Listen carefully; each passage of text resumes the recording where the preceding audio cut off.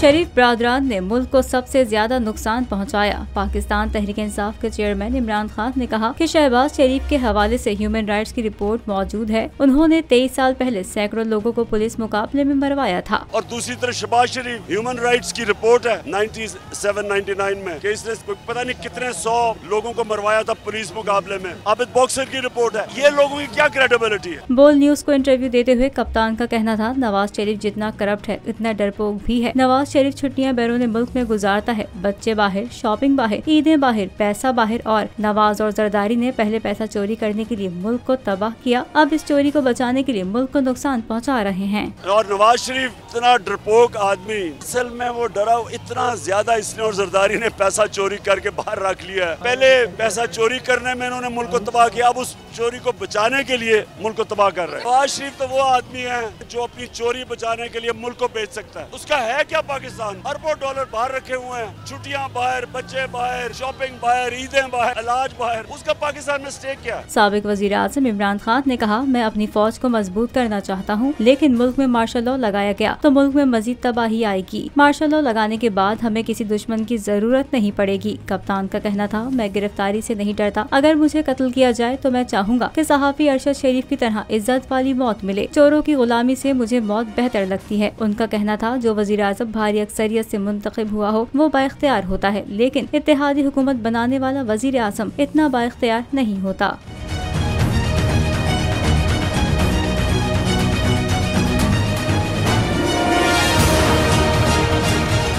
PTI का हकीकी आज़ादी मार्च सिर्फ बोल दिखा रहा है। 24 घंटे हकीकी आज़ादी मार्च, सबसे ज्यादा रील्स और सबसे ज्यादा रेटिंग्स के साथ बोल रहा नंबर 1।